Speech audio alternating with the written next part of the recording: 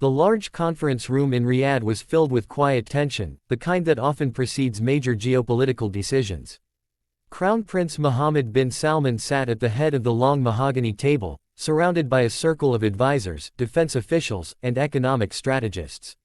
His sharp eyes scanned the room as he listened, arms crossed, to the proposal being laid out before him.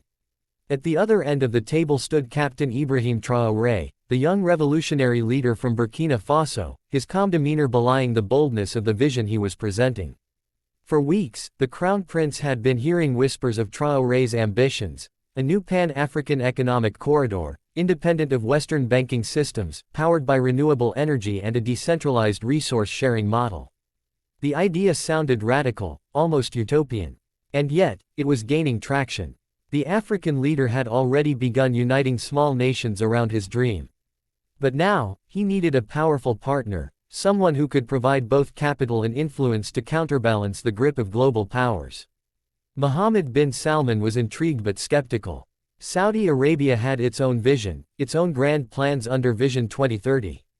Partnering with an African uprising of sorts was not part of that roadmap. He had to consider international optics, long-term returns, and the risk of antagonizing traditional allies. Captain Traoré, the Crown Prince said finally, his voice calm but firm, "You speak of independence from foreign influence. Yet here you are, asking me, a leader from outside your continent, to invest heavily in your project. How is this not a contradiction?" Traoré didn't flinch. He had expected this question. "With respect, Your Highness," he began, "what I ask is not for a savior, but for a partner. Africa is rich in minerals, energy, and spirit. But what we lack is the infrastructure and the influence to stand tall in the global arena. You have both. And unlike the West, your nation knows what it means to rise from the sands with nothing but vision and faith." The room remained silent. Traoré stepped closer, placing a digital tablet before the prince. With a few swipes, he revealed an interactive map, an intricate network of green energy corridors, agricultural zones, railway links, and blockchain-based trade routes, all centered around African self-reliance but open to ethical foreign partnership. "This," he said, "is not just about Africa.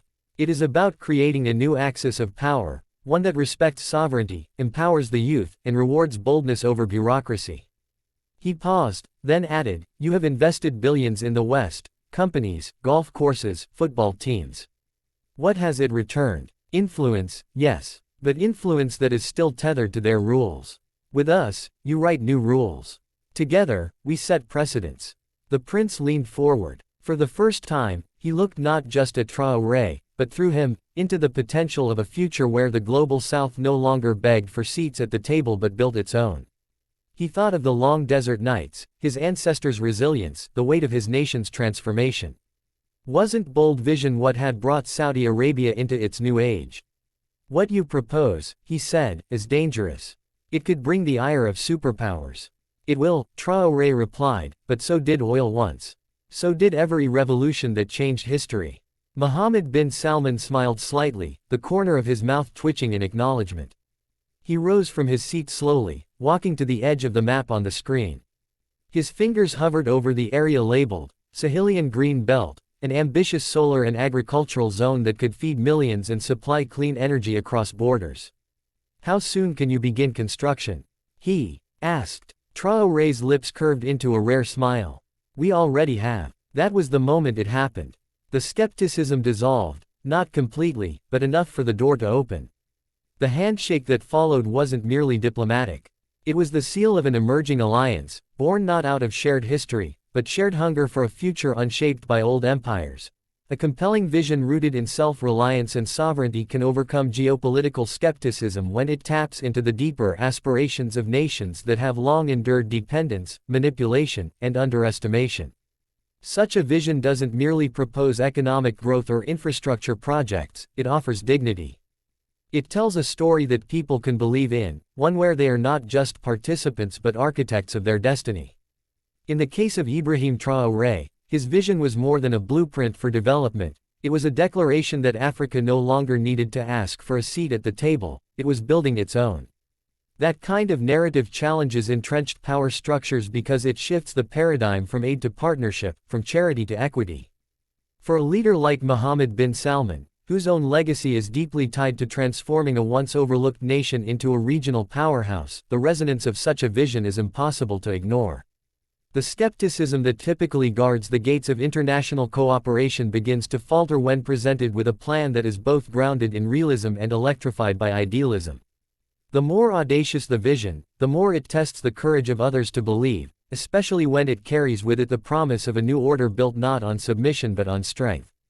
Sovereignty, in this context, becomes more than political independence, it becomes economic authorship, cultural revival, and the assertion of a voice long denied.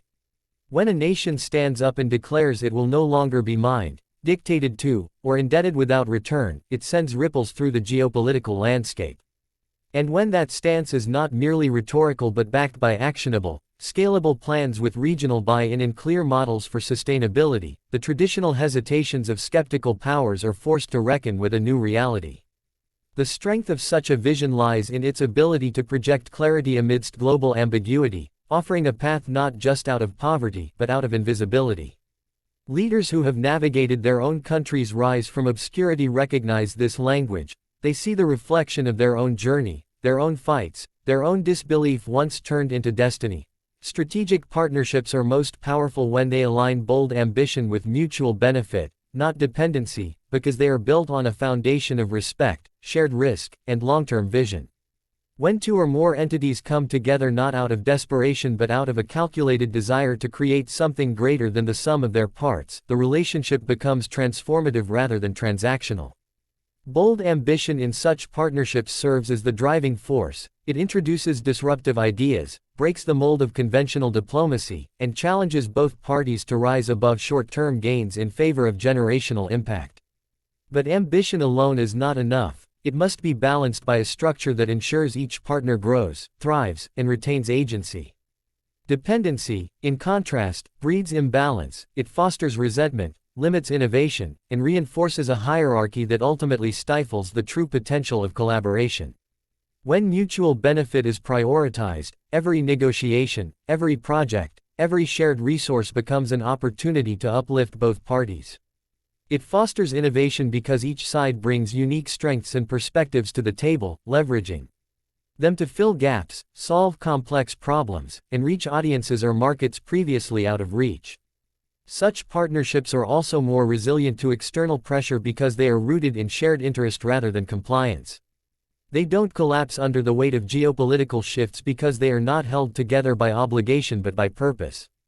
In the case of rising global alliances between developing nations and visionary states, the partnerships that will define the future are those where no one partner holds all the power or dictates all the terms. Instead, they operate like symbiotic ecosystems, each part vital, each growth reinforcing the others. Mutual benefit also ensures accountability. It creates a space where success and failure are jointly owned, and where collaboration is incentivized not by fear of loss but by the promise of shared achievement.